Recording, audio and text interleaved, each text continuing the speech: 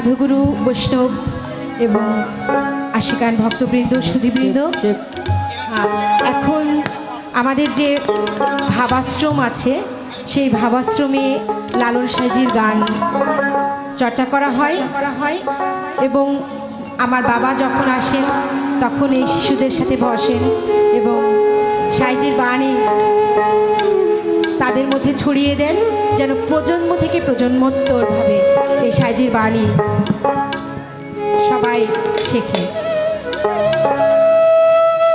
এই দর্শনে আমরা সাঁইজির ভাবাশ্রমের পক্ষ থেকে এই গান পরিবেশন করছি।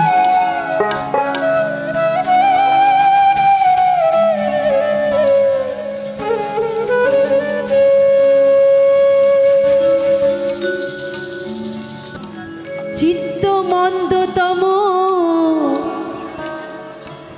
অন্ধ নিরাঙ্গম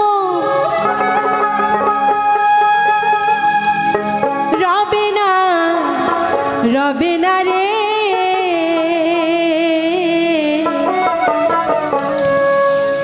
চলো যাই আনন্দের বাজারে।